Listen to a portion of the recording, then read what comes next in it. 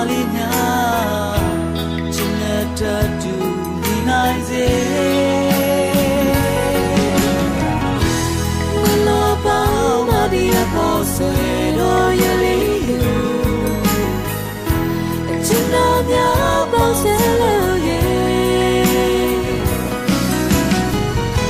Shile Twege Jai Chinaduru Chinabasa Nibauna Tindangi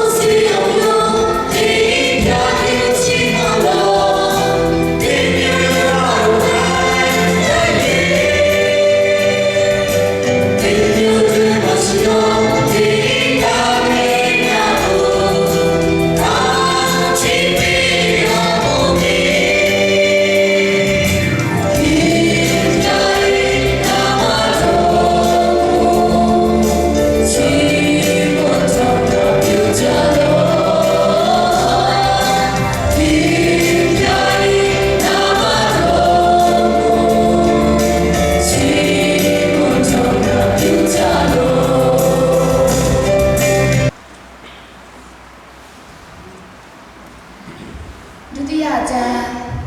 ဘုမြတ်သောတပည့်တော်ကြီးတန်ပေါ်တို့အေဖက်ဆုမြို့သားတို့ထံရေးသောစာအခန်းကြီး9အခန်းငယ်နဲ့21မှ33ညီအကိုတို့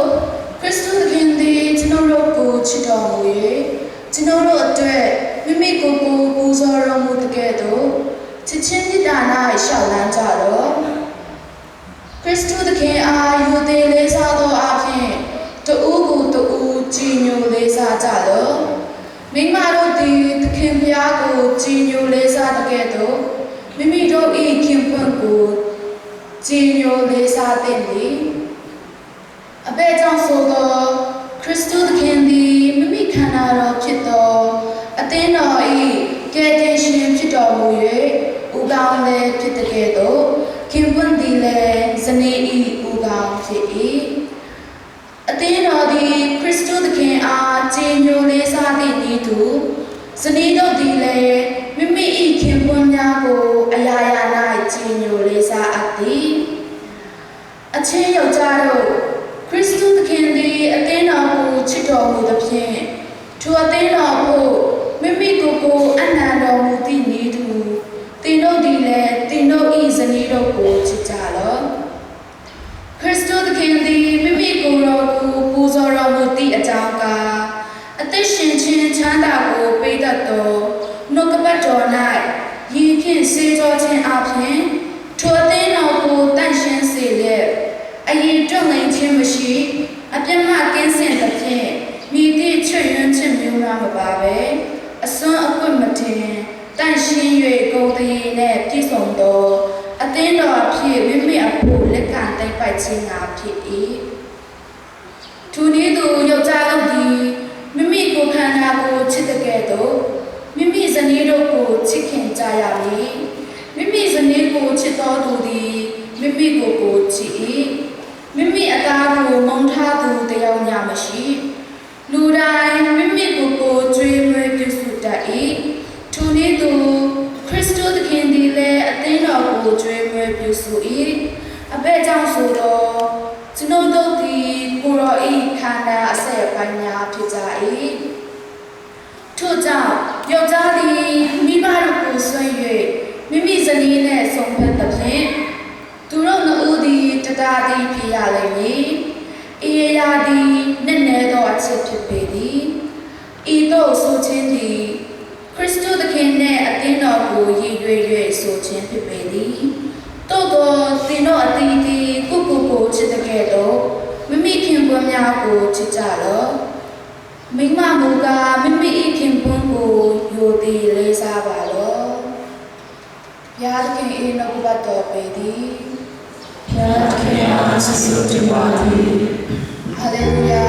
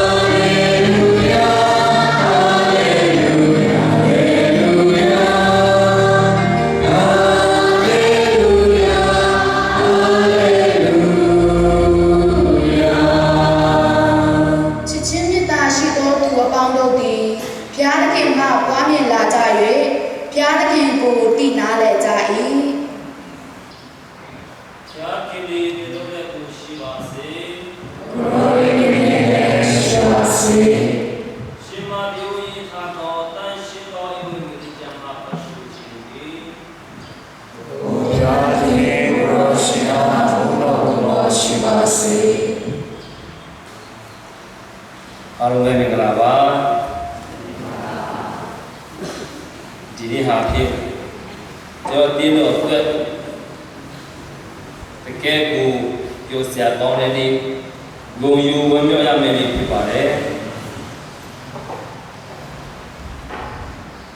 ကျွန်တော်အိမ်ထောင်စုခရိယာအိမ်ထောင်စုမှာဒီနေ့မိသားစုအစုမိသားစုတိုးလာတယ်ပေါ့နော်စ sacrament တွေခံယူတိုင်းမှာကျွန်တော်စီကြောချင်းတို့ sacrament တို့အများပိုင်းပေါ့နော်ခံရတဲ့နေရာမှာဖျားเจ้าမှာခံယူတာကိုပြရလို့ရှိတယ်။ဘာကြောင့်ဖျားเจ้าမှာများတို့ sacrament တွေကိုခံယူနေရတယ်လဲ။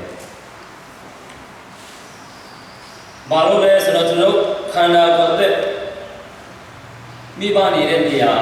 အိမ်ဖြစ်တယ်လို့ဆိုဝိညာဉ်အသက်ဖြတ်ခင်ကျုံတဲ့နေရာတို့ရဲ့အိမ်တော်ပဲဖြစ်ပါတယ်။အဲ့ဒါကျွန်တော်အိမ်တော်ကိုလာပြီးမှဖြတ်ခင်ဆောင်ရွက်တဲ့အမှုကိုပြုလို့ရခြင်းဖြစ်တယ်ဆိုတာကိုပထမဆုံးအနေနဲ့သိစေချင်ပါတယ်။ကျုပ်ခင်အသက်တာမှာNothing happens by accident. Everything is God's providence. တခုခုဖြစ်တိုင်းမှာကျွန်တော်ဘုရားဘာသာမှာဆိုတော့ကံလို့တော်တော်လေးကံကိုတော်တော်လေးယုံကြတယ်နော်။ကံကောင်းလို့ကံအားလို့ဆိုပဲကျွန်တော်လူဖြစ်လာတယ်ဆိုတဲ့ပုံစံနဲ့ပြောကြတာလေ။ကျွန်တော်ခေတ်ရအတိုင်းအမှာလည်းအဲ့ဒါကိုခဏသုံးတာပြရတယ်ပေါ့နော်။ဒါပေမဲ့လည်းကျွန်တော်ခရိယာအသက်တာမှာဆိုတော့ကံကိုယုံပြီးမှကျွန်တော်ကလုပ်မလုပ်ပါဘူးကျုပ်ဖျားခင်အရာရာတိုင်းမှာဖျားခင်အစီအမံဖျားခင်အစီရင်တော်နဲ့ဖြစ်လာတယ်ဆိုပြီးမှကျွန်တော်ယုံကြည်ခြင်းဖြစ်ပါတယ်အဲဒါကြောင့်ဒီနေ့ကျွန်တော်ရှိမှရောက်ရှိနေတဲ့အာနာလူစီဒီတာတို့ရဲ့ချစ်ချင်းမေတ္တာဟာမတော်တဆကံကောင်းလို့ချစ်လာတာလက်ထပ်လာတာမဟုတ်ပဲနဲ့ဖျားခင်ပေါင်းဖက်လို့ဖျားခင်ခေါ်ဆောင်လို့ဖျားခင်စီရလို့ဒီအခွင့်အရေးဒီအခက်အခဲဒီအခြေအနေတို့ရောက်တာဆိုတာကိုအဲ့တော့သူတို့ရဲ့အကူဝမ်းမြောက်တဲ့အနေနဲ့ဒီနေ့ဝဲတော်ကိုကျင်းပခြင်းဖြစ်ပါတယ်။ကိုရဟန်းကြီးကျော်ဘောစက္ကနာအိမ်ထောင်ယောက်ျားပြောတဲ့မိန်းမတယောက်ချစ်ချင်းမေတ္တာမြလာပြီဆိုတော့တဲ့တကယ်တမ်းကျတော့သူတို့လူနှစ်ယောက်ချစ်ချင်းမဟုတ်ဘဲနဲ့လူသုံးယောက်ချစ်ချင်းဖြစ်တယ်။ဘာဖြစ်လို့လဲဆိုတော့ချစ်တဲ့သူတစ်ယောက်ရှိတယ်လို့အချစ်ခံရတဲ့သူရှိတယ်တဲ့။သူတို့ရဲ့ကြားမှာဆက်တွေ့ပြီးတဲ့ချစ်ချင်းမေတ္တာဆိုတဲ့အရာကဖျားခင်စီကနေပဲလာတာဖြစ်တယ်။အဲဒါကြောင့်ဖျားနဲ့ချစ်တဲ့သူနဲ့အချစ်ခံရတဲ့ဒီသုံးဦးပေါင်းစပ်မှာပဲဒီသုံးဦးပေါင်းမှာပဲကျွန်တော်ရဲ့လက်ထပ်ထင်များခြင်းချစ်ချင်းမေတ္တာဆိုတာဖြစ်လာရပါတယ်လို့ယဟန်မင်းကြီးဂျွန်ပေါဒုတိယမြောက်ဂျွန်ပေါကပြောထားပါတယ်အဲ့ဒါကြောင့်ဖျားခင်ရဲ့ပေါင်းဖက်မှုကျွန်တော်ကျမ်းစာမှာလည်းကြားရတယ်ပေါ့ဖျားခင်ပေါင်းဖက်မှုကျမ်းဒီချစ်ချင်းမေတ္တာအစွန်းချစ်ချင်းမေတ္တာအဆုံးထိရောက်လာပြီးမှဒီချစ်ချင်းမေတ္တာနဲ့ဘဝတစ်ခုတည်ထောင်ဖို့ကျွန်တော်ဆုံးဖြတ်ပြီးမှဖျားရှိလူရှိမှရောက်လာတဲ့အခါမှာဖျားကိုတော့မီးလို့မရဘူးဖျားခင်မရှိတဲ့ချစ်ချင်းမေတ္တာမတည်တတ်မခိုင်မြဲတဲ့လို့ဖျားကိုမေ့ပြီးဆိုရင်တော့လူတယောက်ရဲ့အဆိုးဆုံးအရာတွေထွက်လာမယ်လူတယောက်ဖျားခင်ကြောင့်ဒီချစ်ချင်းမေတ္တာကဖျားခင်လာချစ်ချင်းမေတ္တာချစ်တာတယ်ကျဲတယ်ဂျင်းခုံလာတယ်ဒါပေမဲ့တော့ချစ်ပြီးကျဲပြီးတကယ်ပေါင်းစပ်ပြီးဆိုပြီးမှဖျားခင်ကိုမေ့မယ်ဆိုရင်ကျောင်းလူတိုင်းမှာအားနည်းချက်ကိုရှိကြတယ်ဖျားမပါဘဲနဲ့ဒီအားနည်းချက်ကိုတော့ဘယ်လိုမှကြော်ဝါလွှားလို့မရပါဘူးဖျားခင်ကိုမေ့ပြီးဆိုတော့ဒီအားနည်းချက်ဒီလူနဲ့ဒီအားနည်းချက်တဲ့ကိုယ့်ရဲ့ပြဿနာတွေဖြစ်လာမှာဖြစ်ပါတယ်ဒီအရာတွေကြတော့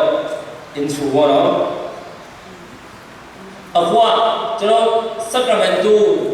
န်တော်လက်ထပ်ထင်များခြင်းနဲ့ယဟန်တိတ်ခါခံခြင်း sacrament တို့အတင်းတော့ဘာ sacrament အနေနဲ့တမထားတယ်လို့ကြားဖို့ကြားလည်းမသိတော့ sacrament of mission လို့ခေါ်တာပေါ့ကျွန်တော် mission သာသနာပြုခြင်းကျွန်တော် mission sacrament of mission လို့ပြောတဲ့နေရာမှာဒီဇနီးမောင်နှံဦးကဖျားသခင်ရဲ့ဖန်ဆင်းခြင်း အစီအမံတော်ထဲမှာဖျားခဲ့သူတို့ရောက်ကိုခေါ်ဆောင်ပြီးမှပါဝင်ဖွင့်ပေးလိုက်တာဖြစ်ပါတယ်တကယ်တော့ကျွန်တော်ဖျားခင်ကကျွန်တော်ကြားရတယ်ပေါ့ကဘာဦးချမ်းမှာအာရနဲ့ဝါကိုပဲပန်ဆင်းခဲ့တယ်ကျင်းတဲ့လူကိုဖျားခင်ကဖန်ဆင်းတယ်လို့ကျမ်းစာမှာပေါ်ပြထားလို့ဒါမဲ့အာရနဲ့အေဝါကနေဖျားခင်ကလူကိုဆက်လက်ပြီးမှသူတို့ကိုကောင်းချီးပြီးမှသူ့ဘွားကြတော့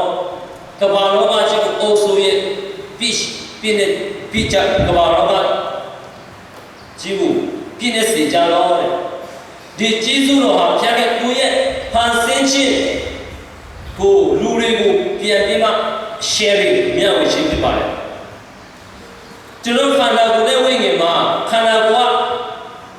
မိဘအဖြစ်တော်ဖြစ်လာရတယ်လို့ဖျားခင်နဲ့မိဘနဲ့ပေါင်းစပ်ပြီးမှပါလေကျွန်တော်တို့ရဲ့ဖျားခင်ရဲ့ဖန်ဆင်းခြင်းလူကိုပွားများခြင်းဆိုတဲ့ mission ကိုကျွန်တော်ဆက်လက်ပြီးမှဆောင်ရွက်နိုင်မှာဖြစ်ပါတယ်အဲ့ဒါကြောင့်ကျွန်တော်ရဲ့ဒီလက်ထပ်ထင်ရှားတဲ့တာဖျားခင်နဲ့အတူအလုပ်လုပ်ခြင်းဖျားခင်လက်သွဲပြီးမှရှောင်းလာခြင်းဖျားခင်ရဲ့အရေးအောက်မှာဖျားခင်ကိုမျက်နှာမူပြီးမှဖျားခင်နဲ့အတူရှင်တန်ခြင်းဆိုတာကိုကျွန်တော်မယူရမှာဖြစ်ပါတယ်ကဘာဦးကျမ်းမှာနည်းနည်းထူးထူးဆန်းဆန်းလေးကြားရတာမှာကြားရတယ်ဆိုရင်ယောက်ျားဒီတဲ့ကိုမိဘကိုဆင်ရကိုခင်မနိုင်မိဝဲတဲ့ဖြစ်သူတို့တွေတရားတော်ကိုပြရတယ်ဒီယောက်ျားမိဘကိုစွန့်ပြီးမှသူ့မိမနဲ့နေပဲဒါပေမဲ့တို့ဒီနေ့ထိယောက်ျားနည်းနည်းယူရလိုက်ပဲဖြစ်ကိုရဲ့အများကြုံတွေ့နေရတဲ့ထဲမှာယောက်ျားမိမစီကိုလိုက်တာထဲမိမယောက်ျားတော့လိုက်တာကိုရတာပေါ့နော်ဒါပေမဲ့ကျမ်းစာထဲမှာယောက်ျားမိဘကိုစွန့်ပြီးမှမိမနောက်လိုက်ရမယ်လို့ပြောထားတယ်။ဘာကြောင့်အဲ့လိုမျိုးများပြောထားတာဖြစ်မလဲ။ဘာကြောင့်ဒီလိုပြောရချင်းပြောရတာလဲဆိုရင်ဒုတိယကျမ်းမှာရှင်ပေါလုကဒီအရာကနည်းနည်းတဲ့အရာဖြစ်တယ်တဲ့။ဘာကြောင့်နည်းနည်းဖြစ်လဲဆိုတော့ဒီအရာကဘာကိုဆိုလိုနေတယ်လဲဆိုတော့ဒီအာရနဲ့အေဝါဒီယောက်ျားကမိဘကိုစွန့်ပြီးမှသူ့ရဲ့အိမ်မှာပေါင်းဖက်တယ်လို့ပြောတဲ့အရာကဒီယောက်ျားအာရနဲ့အေဝါကိုပဲပြောတာမဟုတ်ပဲနဲ့ခရစ်တော်နဲ့အသင်းတော်ကိုပြောတာဖြစ်တယ်တဲ့။ဘာဖြစ်လို့လဲ။တကယ်တမ်းကျတော့ဒီစကားလုံးကခရစ်တော်နဲ့လည်းပြီးဆိုတာဖြစ်ပါတယ်။တကယ်ခရစ်တော်ကသူ့ရဲ့အဖအိမ်တော်သူတကယ်ကျမ်းစာတဲ့နေရာကိုစွန့်ပြီးမှကျွန်တော်တို့လောကကိုသားတွေကိုစီကိုရောက်လာပြီးမှကျွန်တော်နဲ့အတူနေတယ်ကျွန်တော်တို့နဲ့ထိန်းရတဲ့ထက်တဲ့ဆိုတဲ့အရာကိုပြောရှိလာဖြစ်ပါတယ်အဲ့ဒါကြောင့်ဖျားခင်ကတခင်ခရစ်တော်ကအသင်းတော်နဲ့အသင်းတော်ရဲ့ဦးခေါင်းအသင်းတော်ကခန္ဓာကိုယ်ဆိုသလိုဒီယောက်ျားကမိမနဲ့ယောက်ျားကြားမှာဖြစ်တဲ့အရာကခရစ်တော်နဲ့အသင်းတော်ကြောင့်ဖြစ်တဲ့အရာနဲ့အတူတူပဲလို့ပြောခြင်းကဒီနေရာကဘုံနဲ့ခန္ဓာပေါင်းစပ်တဲ့အခါမှာကျွန်တော်ဘယ်လိုမှခွဲခွာလို့မရတော့ပါဘူးခန္ဓာကိုယ်ကိုယ်လုံးကောင်းတဲ့ခန္ဓာကိုယ်နဲ့ခွဲမယ်ဆိုတော့ဒါဒီဘူးပဲကြတာဟောတော့ဆက်လက်ပြီးမှရှင်းတာလို့မရတော့ဘူးခရစ်တော်နဲ့အသင်းတော်ခွဲလိုက်ပြီဆိုရင်အသင်းတော်ဆိုတာမရှိနိုင်တော့ဘူးကိုခေါင်းပြုတ်သွားမှာပေါ့နော်အဲ့ဒါကြောင့်ဒီအသင်းတော်နဲ့ခရစ်တော်ကိုစားဖို့တဲ့ကျွန်တော်တို့ခရိယာမိသားစုရဲ့အိမ်ထောင်မှုစိတ်ဖြစ်တဲ့ဖေနဲ့အမေနေရာကိုရောက်လာကြတဲ့ကျွန်တော်ခရိယာမိသားစုများကျွန်တော်အထဲမှာပြဿနာတွေကြောင့်ဆက်လက်ပြီးမှခွဲဖို့ပွားဖို့လောက်လာပြီဆိုတော့ဘာနဲ့ပုံလဲဖျားခင်ပေါင်းစတဲ့ရာလူကပခွဲခွာစီတဲ့ဖျားခင်ကိုအန်တုတယ်လို့ဖျားခင်ကိုရံပြုတ်တယ်လို့ဖြစ်နေတယ်ဆိုတာကိုဒီကျမ်းစာအဖြစ်တော့လေ့လာကျွန်တော်တွေ့နိုင်ပါတယ်အဲ့ဒါကြောင့်ဒီဖျားခင်ပေါင်းဖိထားတဲ့အရာကိုကျွန်တော်တို့ကဆက်လက်ပြီးမှ စုပ်ကိုင်ပြီးမှဆက်လက်ပြီးမှဒီအရာကိုဆက်လက်ပြီးမှအကောင်အထည်ပေါ်ပြီးမှဖျားခင်ရဲ့ပေါင်းစချင်းမှာဖျားခင်ပေးတဲ့တလုံးသွားရှိရှိမှာထာဝရအတင်းတော်ရဲ့ဖျားခင်ကအခုမှခန္ဓာကိုဖြစ်တာမဟုတ်ဘူးအခုဒီဘဝကနေစနော်ဘဝတိကျွန်တော်ဖျားခင်စီမှာရောက်တဲ့အချိန်ကိုဒီခန္ဓာဘဝဘယ်လိုမှခွဲခေါ်လို့မရတော့ဘူးဒီဇနီးမောင်နှံဟာလည်းဘယ်လိုမှဒီလောကမှာပဲဖြစ်ဒီလောကအသက်ပဲပေါ်ပဲကောင်းကင်နိုင်ငံတော်မှာမာတော်မှာဆက်လက်ပြီးမှတပူတီတသားလေးဖြစ်ဖို့ဆိုပြီးမှဒီရွေချက်နဲ့အတင်းတော်ကSacramento လက်ထပ်ထိန်းခြင်း Sacramento ကိုကျွန်တော်အားလုံးအသက်ပေးထားတာအားလုံးအသက်တမန်ပေးထားတာပဲဖြစ်ပါတယ်။နောက်ဆုံးနေတဲ့တခါက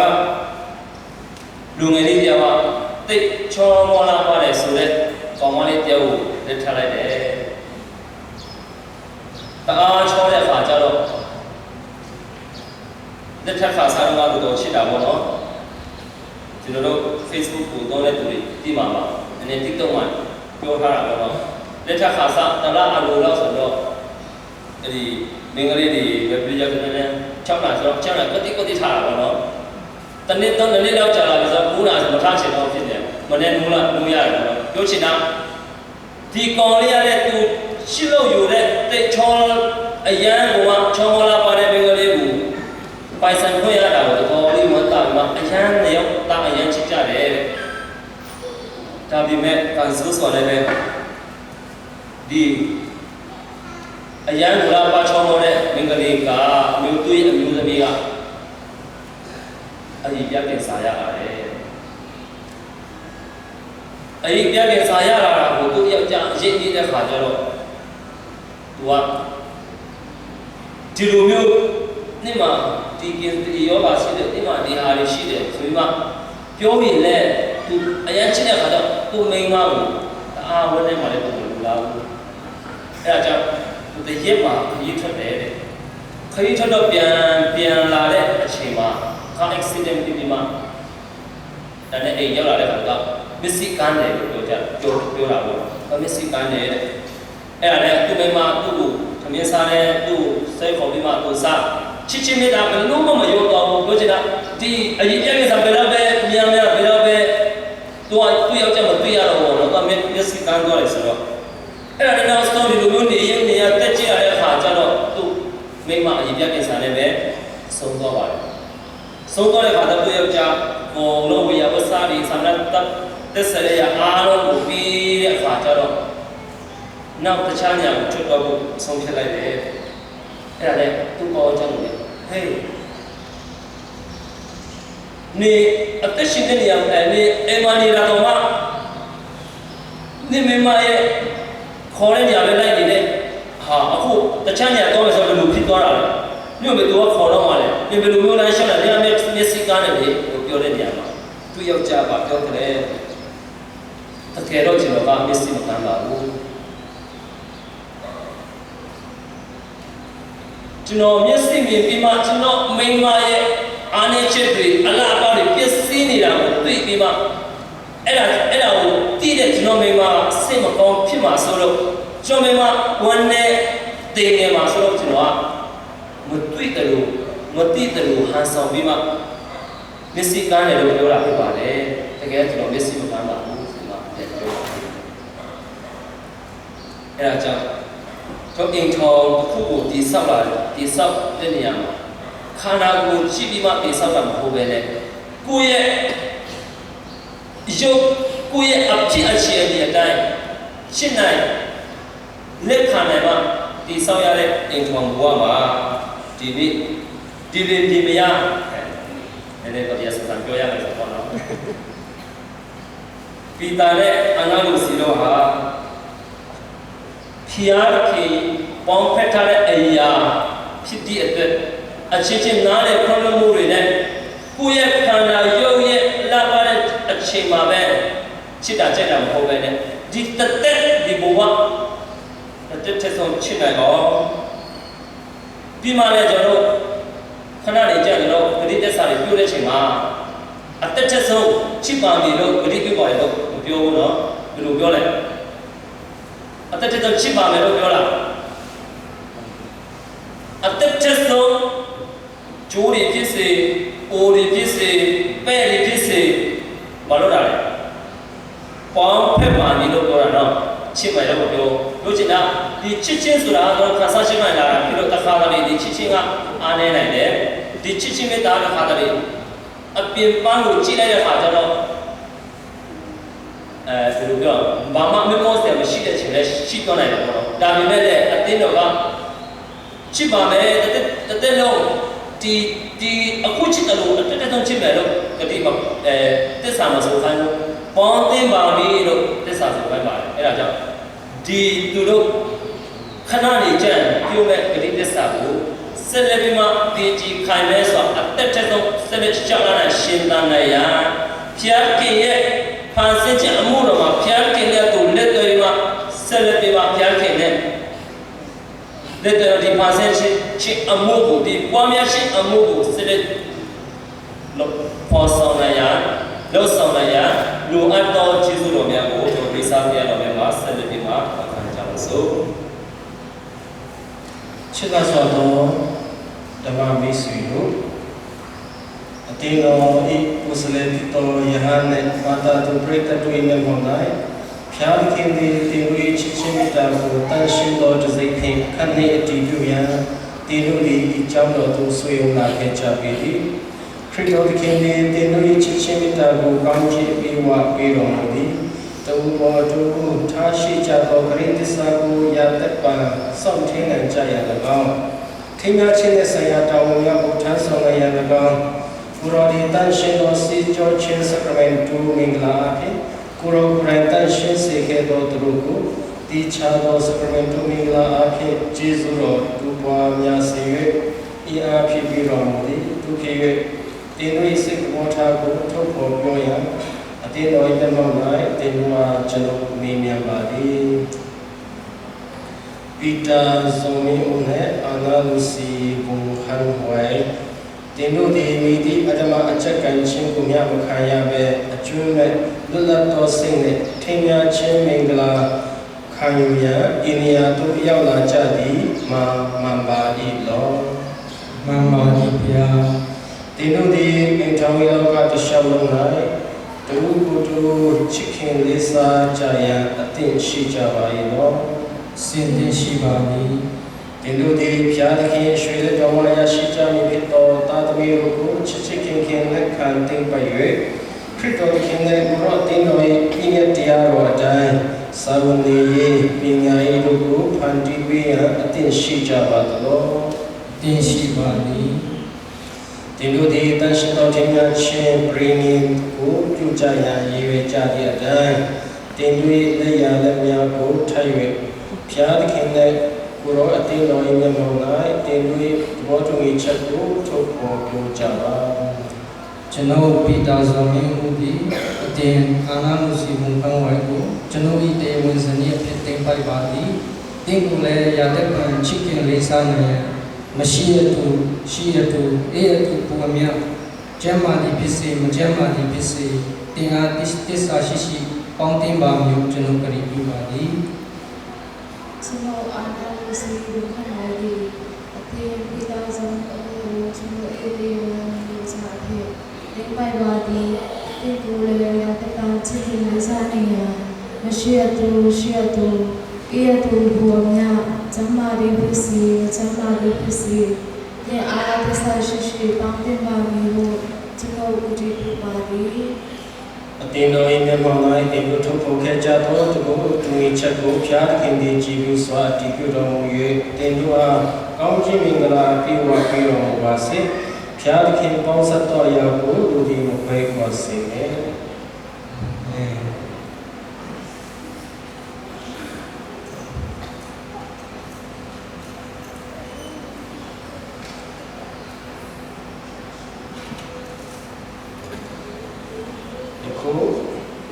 ချစ်ချင်းမြတ်တာနဲ့ဂရိတ္တစာ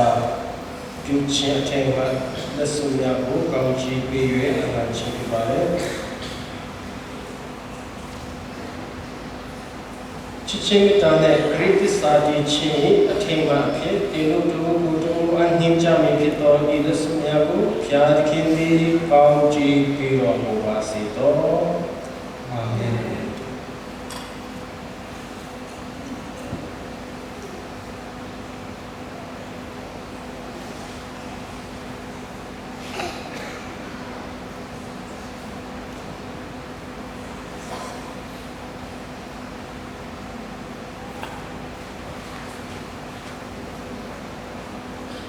ကျွန်တော်ဒီတာဇော်မျိုးဒီ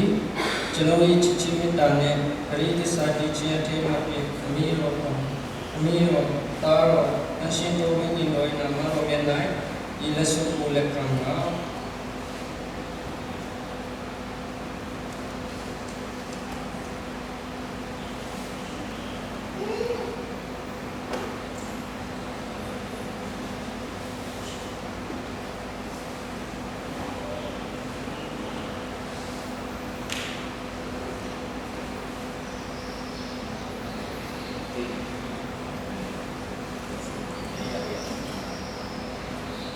မိသားစုကို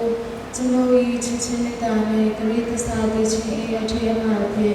ခမေတော်သားတော်တန်ရှင်တော်ဝိညာဉ်တော်၏နာမတော်နဲ့၌ဤလက်စုကိုလက်ခံပါ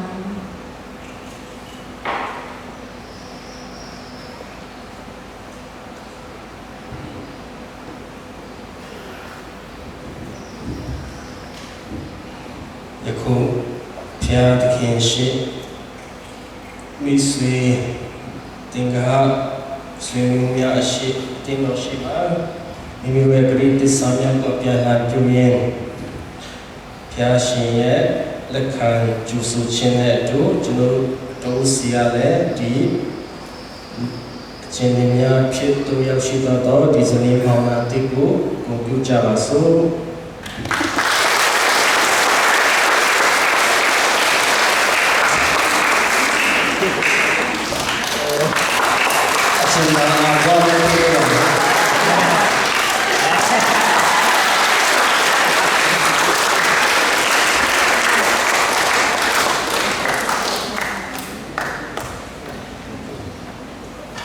ချလာဆောင်တော်ကြီးကိုအပေါင်းတို့တောင်းနေရလေးရှာနေတွေ့နေခောက်နေတွေ့နေရုပ်ဤဆုံးခင်မဲ့တော်မူခဲ့ပြီးဖြစ်၍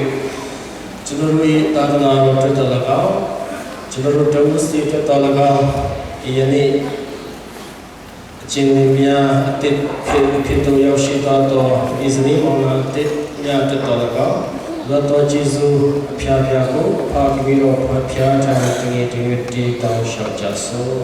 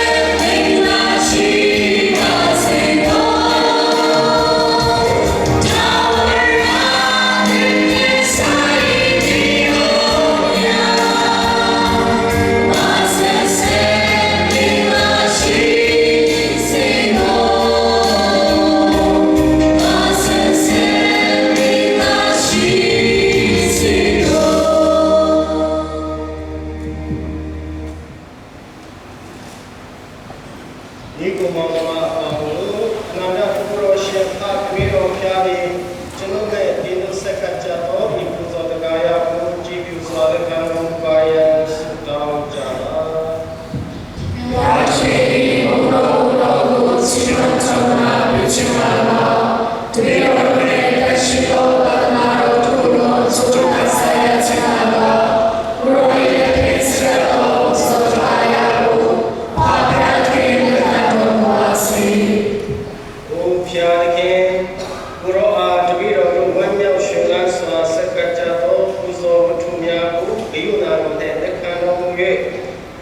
Change Sacrament to Mingala bring him king. Guru Pong Pet Biro Muto Drugu, Paki Bita King, some shall tainting Biro Bami and Jam, the Biro read the king Krito Pia Shina Bibuye, Dom shall Java Ibia. Amen. Yad Kindi, Indone Shiva Si, Glory Shiva Si, Roshini Gama Dashina Mubai. To create for the Kaya Mia from showing in our own, you know, that for the blessing, the attention, the Roman people go to Kaya Mia, the three of us to be looking at the star of the three of us, the Roman we are down shop Jarabi. Easy to go to me, and I check Kaya, you give me the Roy and then look at me that Kaya. Moku, no, Jesus, you know, Pero we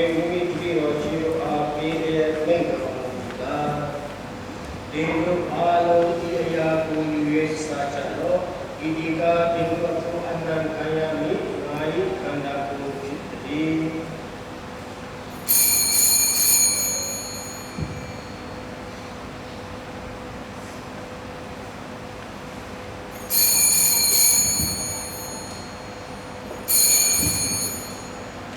Ini turunnya sasa pina kelaro kuyuro ye Japan Jesu deno video umi tiri rajiro a kelaro kuyiye neido kita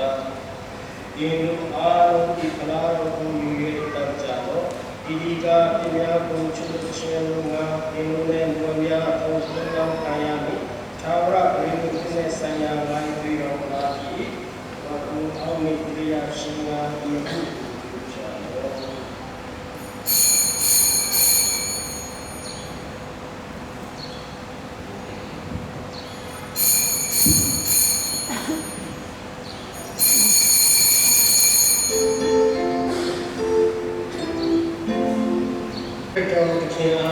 Krito the king ne do Krito the king nine another Guru Shin Park Miro Pia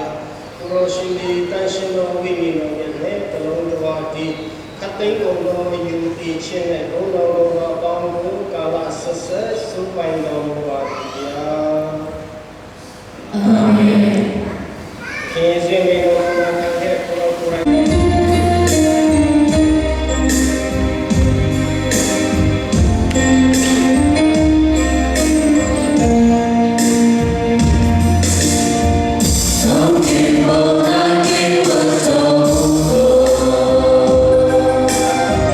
To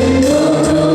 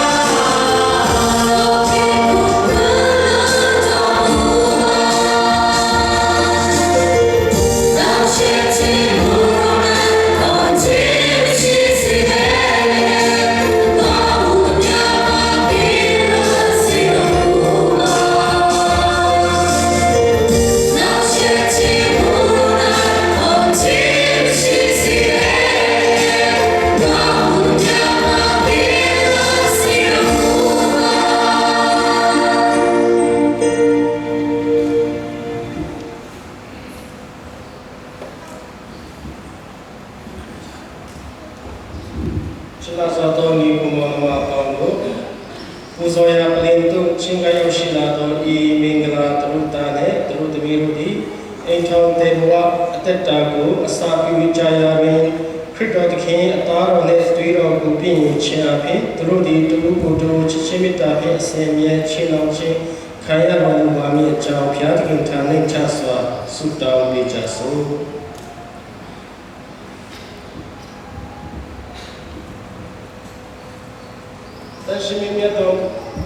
တရှိမီမြတ်တော်မလာတော်ဘုရားခင်ကိုရောဒီလူရုကိုကိုရောရဲ့ရွှေမုံတရာအတိုင်းပုံပေါ်၍ယောက်ျားနဲ့မိန်းမကိုဖန်ဆင်းတော်မူခဲ့၏သူတို့သည်လင်ခင်ပွနဲ့ဇနီးများဖြစ်စိတ်တူကိုယ်တူဆုံးဖြတ်ကြ၍လောက၌မိမိတို့၏ခေါ်တော်မူခြင်းအတိုင်းကြင်ကြံစောင့်တည်နိုင်ကြရန်မာစာတော်မူပါဘုရားဘုရားသခင်ကိုရောရှိချစ်ချင်းမေတ္တာတော်ပုံ၌ပုံပေါ်ထားကြသည့်ကြီးမားလာသောမဟာစီမံကိန်းတော်မူများကိုပေါ်ပြရန်ဤဇနီးမောင်နှံတို့၏တဝုပေါ်တဝုထားရှိကြသည့်ချစ်ချင်းမေတ္တာသည်ကိုရောရှိလူမျိုးတွေတော်နှင့်တနာကျင်နာစွာပြုတော်မူခဲ့သောပြည်ငင်ကိုလက္ခဏာအဖြစ်ပေါ်ပြရန်ရှိတော်မူခဲ့ပေ၏သူဖြစ်၍လက်ထပ်ထင်ရခြင်းစကရတုမင်္ဂလာမလက္ခဏာကိုဖော်ဆောင်ခြင်းအဖြစ်ခရစ်တော်ဘုရားရှင်နှင့်မိမိသာသနာတော်နှင့်နည်းနည်းဖွယ်ရာပေါင်းစပ်ခြင်းကိုကိုရောရှင်၏ယုံကြည်သူဘာသာဝင်တို့အားထင်ရှားစေတော်မူပါ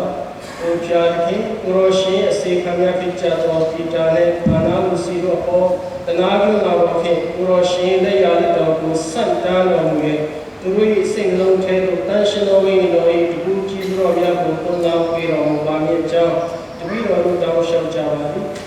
ဘုရားခင်သူတို့သည်လက်ထက်ထင်များခြင်းစက္ကန့်တွင်မင်္ဂလာကိုခံယူကြသည့်အတိုင်းကိုရောရှင်ချစ်ချင်းမေတ္တာဆုကျေးဇူးတော်ကိုတဝနဲ့တဝအပြန်လာမျှဝေခံစားစေတော်မူပါသူတို့သည်ကိုရောရှင်ထင်ရှားသောအထိမ်းအမှတ်လက္ခဏာဖြစ်တဝသည်တဝအတွက်ဖြစ်ရစိတ်နှလုံးတစ်လုံးတစ်ဝတည်းဖြစ်ပြီးသူတို့၏ပြုမှုဆောင်ရွက်ချက်များသည်မိမိတို့တည်ဆောက်နေသောမိသားစုကိုဆက်လက်ထိန်းသိမ်းနိုင်စေတော်မူပါမိမိတို့၏သာသမီများအားအင်္ဂလိပ်တရားတော်၌ပြုစုဆောင်ရှောက်ခြင်းအပြင်ကိုရောရှင်ကောင်းကင်နိုင်ငံတော်ဝင်အခွင့်အရေးများဖြစ်လာရန်သာသမီများကိုပုံသွင်းတဲ့ပြင်ဆင်နိုင်စေတော်မူပါကိုရောရှင်တမီးအပေါ်သို့ကောင်းချီးမင်္ဂလာတော်ကိုလည်းဆင်မြန်းပေးခြင်းအပြင်ဇနီးပေါင်းနဲ့မိခင်ပေါင်းဖြစ်စင်ကြယ်သောချစ်ချင်းမေတ္တာဖြင့်မိမိမိသားစုကိုဝေထွေးစေတဲ့ယဉ်ကျေးပြုငါစွာကျူဆိုခြင်းဖြင့်မိသားစုကိုဆင်မြန်းစေတော်မူပါဘုရားခင်ကိုရောရှင်အစေခံပီတာပေါ်သို့ကောင်းချီးမင်္ဂလာပေးနာတော်မူ၍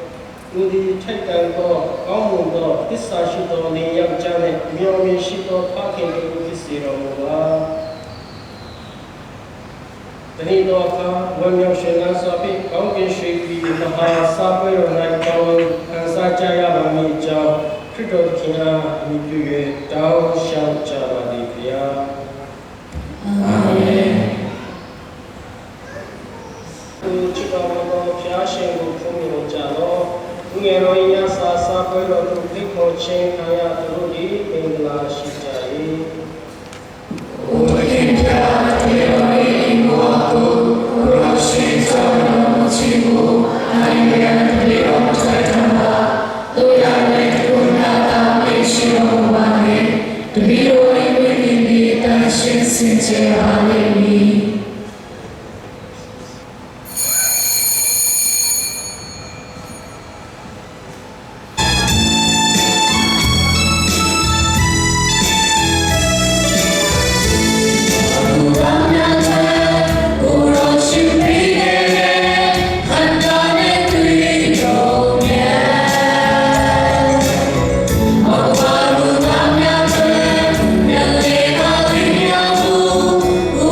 She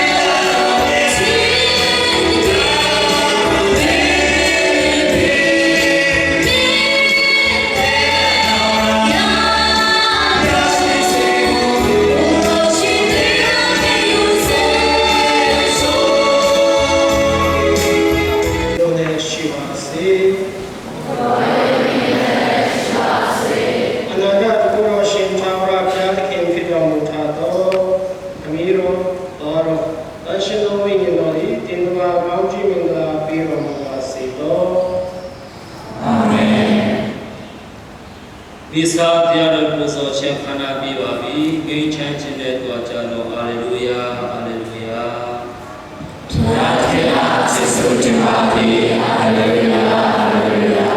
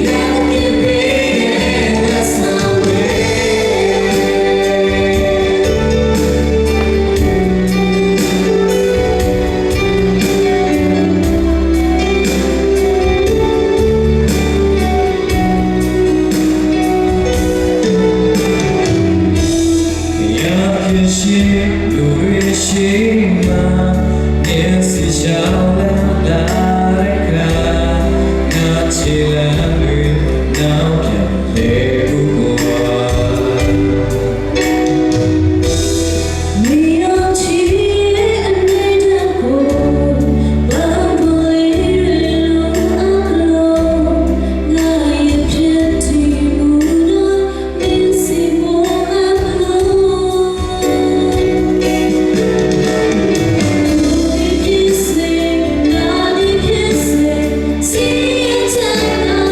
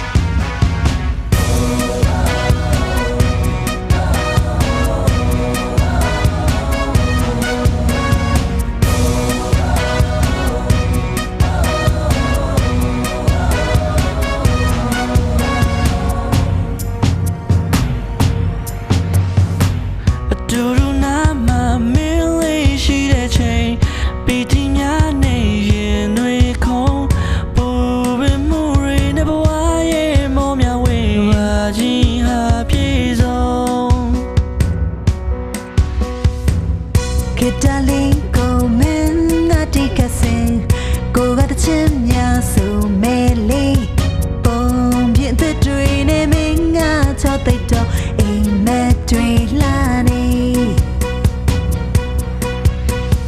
မင်းရှိခဲ့ရင်ကြည်စင်တို့ဘဝမှာချစ်လို့ဘဝပါနှစ်ယောက်တည်းကပါမင်းရှိခဲ့ရင်ဒါဟာပြောစရာလောကနေပဲငြိမ်းချမ်းရင်သာနှစ်ယောက်တည်းကပါ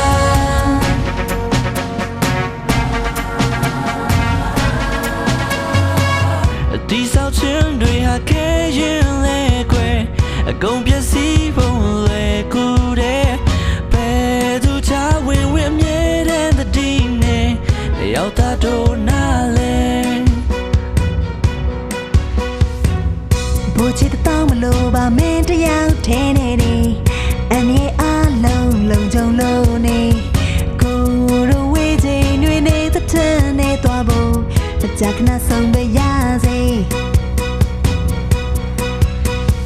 မင်းရှိခဲ့ရင်ကြည်စင်တို့ဘဝမှာချစ်လို့ဘဝပါ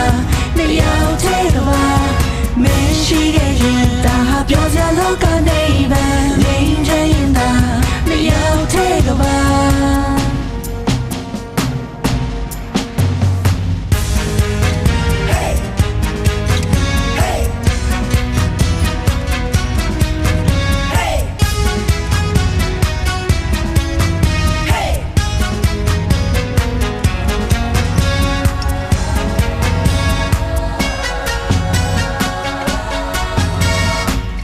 ဘူချစ်တောင်းမလို့ပါမင်းတယောက်ထဲနေတယ်အနေအားလုံးလုံးကြုံလို့နေကိုယ်တို့ဝေးချိန်တွေနဲ့တစ်ထက်နေသွားဖို့မကြခဏဆုံးမရစေမင်းရှိခဲ့ရင်ကြည်စင်တို့ဘဝမှာချစ်လို့ဘဝပါနှစ်ယောက်တည်းကပါမင်းရှိခဲ့ရင်ဒါဟာပြောစရာလောကနေပဲငြိမ်းချမ်းရင်သာနှစ်ယောက်တည်းကပါမင်းရှိခဲ့ရင်ကြည်စင်တို့ဘဝမှာချစ်လို့ဘဝပါနှစ်ယောက်တည်းကပါမင်းရှိခဲ့ရင်ဒါဟာပြောစရာလောကနေပဲငြိမ်းချမ်းရင်သာနှစ်ယောက်တည်းကပါမင်းရှိခဲ့ရင်ကြည်စင်တို့ဘဝမှာချစ်လို့ဘဝပါနှစ်ယောက်တည်းကပါမင်းရှိခဲ့ရင်ဒါဟာပြောစရာလောကနေပဲငြိမ်းချမ်းရင်သာနှစ်ယောက်တည်းကပါ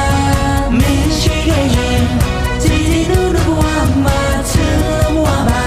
နှစ်ယောက်တည်းကပါမင်းရှိခဲ့ရင်ဒါဟာပြောစရာလောကနေပဲငြိမ်းချမ်းရင်သာနှစ်ယောက်တည်းကပါ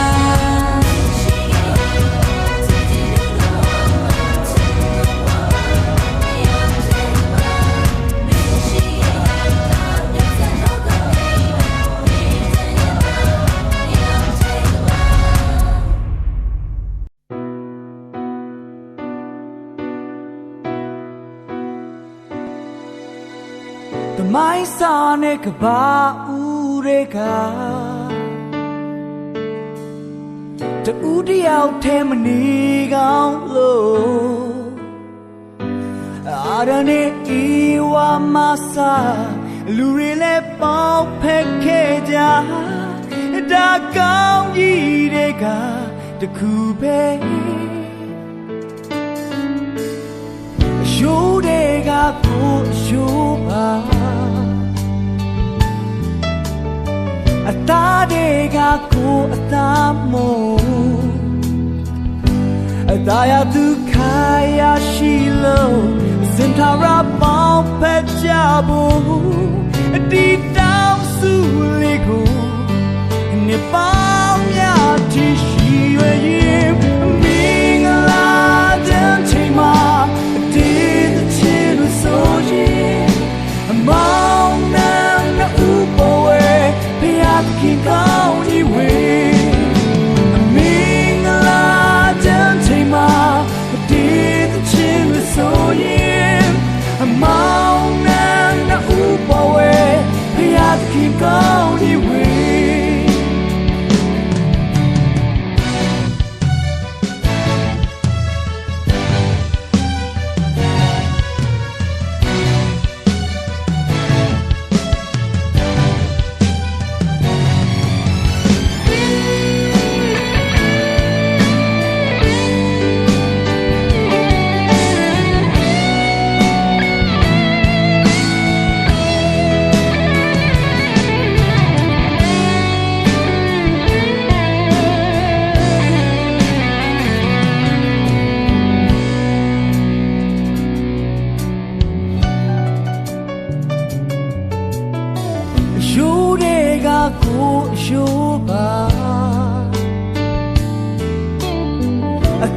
တွေကကိုအသားမို့အသာရဒုက္ခရရှိလို့စင်တာရပေါင်းဖက်ကြဖို့ဒီတောင်စုလေးကိုနေပေါင်းများတီးရွယ်ရင်မင်္ဂလာတဲ့ချိန်မှာဒီသချင်းလို့ဆိုရင်မောင်နှံနဲ့ဥပေါ်ဝဲဖျားခင်ကောင်းကြီးဝေမင်္ဂလာတဲ့ချိန်မှာဒီသချင်းလို့ဆိုရင်မောင်နှံနဲ့ဥပေါ်ဝဲဖျားခင်ကောင်းကြီးဝေမင်္ဂလာတဲ့ချိန်မှာ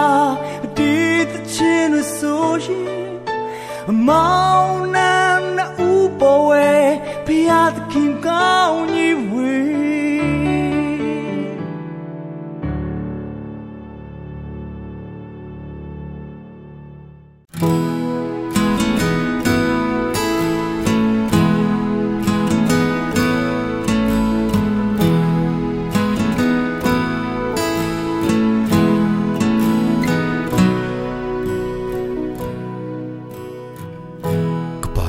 ကြည့်ခဏရက်တန်သွားသလိုပဲငါထင်တယ်မင်းနဲ့ဆုံးတိုင်းလေ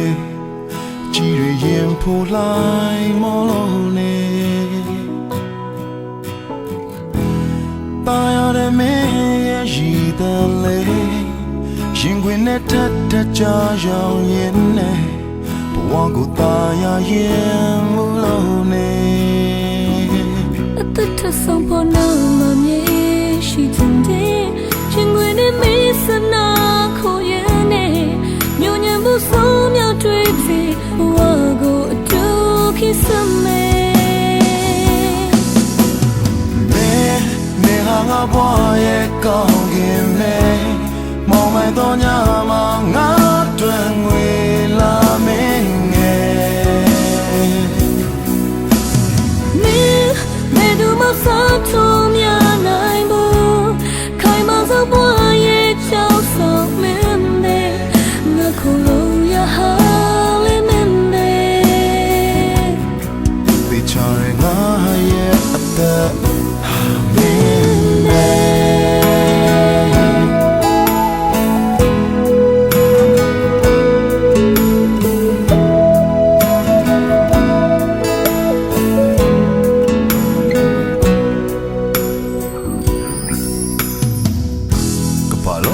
ခဏရက်တန်သွားသလိုပဲငါထင်တယ်မင်းနဲ့ဆုံးတိုင်းလေအချီတွေရင်ဖိုးလိုက်မလို့နေပါရတဲ့မင်းရဲ့ရည်တယ်လေရင်ခွင်နဲ့ထက်ထက်ကြာရောက်ရင်နဲ့ဘဝကိုตายရင်မလို့နေအသက်ထဆုံးပေါ်နာမမြေရှိတဲ့ရင်ဝင်နေမစနာခိုရနေညဉ့်ညံမှုဆုံးမြောက်တွေ့စေဘဝကိုအတူခိစမဲမေဟာငါဘွားရဲ့ကောင်းကင်မဲမောင်မိုင်တော်ညမှာငါတွင်ငွေလာမင်းငယ်မဲဒူမဆာထုံးများနိုင်ဘူးခိုင်မောင်စွာဘွားရဲ့ချောက်ဆောင်မင်းနဲ့ငါခုလုံးရဟာလေးမင်းနဲ့မေဟာငါဘွားရဲ့ဆူလာပဲရင်ဆိုင်တိုက်ခိုင်းမယ်မင်းကယုံကြည်ခြင်းပဲမေရမပြောင်းလဲမဖြစ်နိုင်ဘူးညောင်းလင်းစွာငါဘွားတိတ်ပဲမင်းနဲ့ငါယုံကြည်ရဟာလေးမင်းနဲ့ဒီချောင်းငါရဲ့အသက်မင်းနဲ့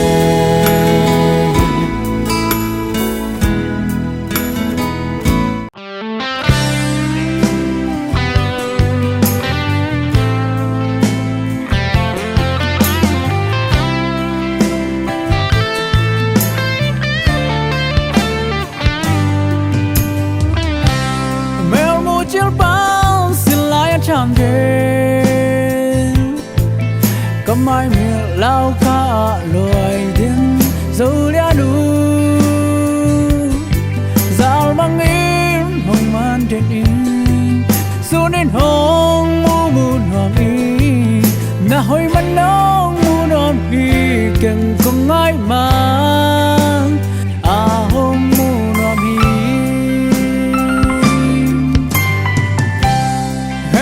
Xin chú thì cây ngày ô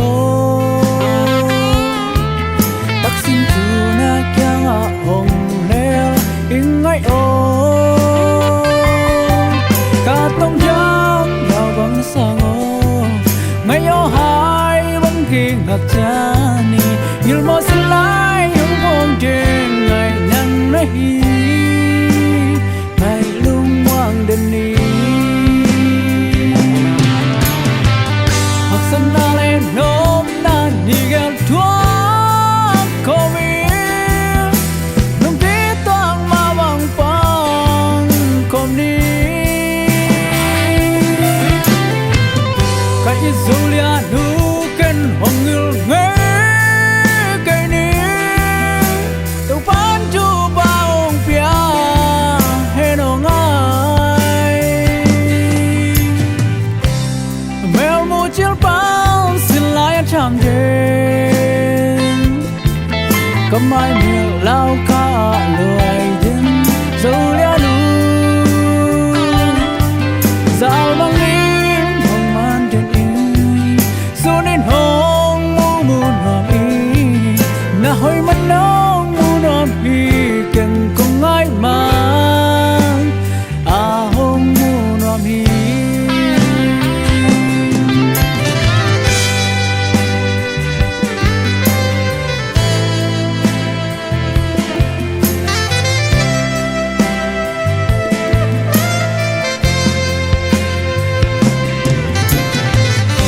Sana le nom na nigel tua komi nung ti toang ma bang pang kom ni kai zulia nu ken hong ngul nge kai ni tu pan tu baong pia he no ngai hem lam sin tu cây ngày ô các xin tu na chẳng hồng neo in ngày ô cả tông giang nào bằng sang ô ngày ô hai bóng kỳ ngạc cha ni như mò xin lại không phong trên ngày nắng nay ngày lung quang đêm đi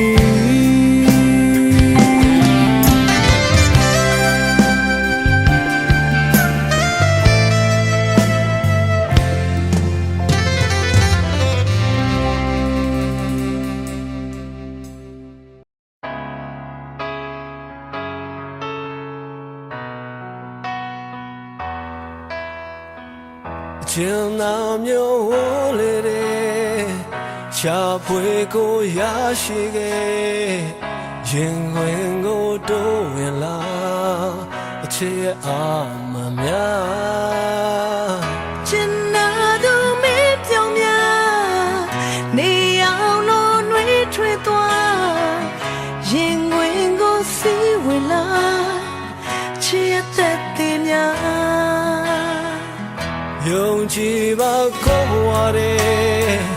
Wen la ba ko chin ne Yin sai phi xiu nai ne Wa ya piat na mya Bai sai lam ya bu an khu lo Yung chi zua bi an lo Thao zem ba chat tu ye A ko chen ne me Don't let it change ya So let it change ya Don't let out your low ain't there A chain I see so there Now turn to weave Better my quiver Sit down, yeah, she me မခွဲဘူးနော်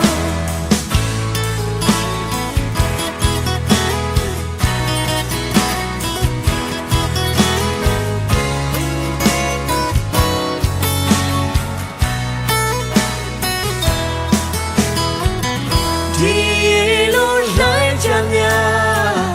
ထုံလာမဲ့ဘဝကြီးရဲ့အစင်မပြေတာတွေ့လာရဲ့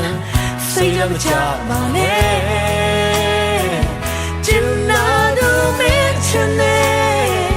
ကျင်နာသူမင်းဘဝနဲ့အတူရင်ဆိုင်ချက်ချောမယ်ဘဝခုရယူမယ်မပြောင်းလဲတဲ့ချစ်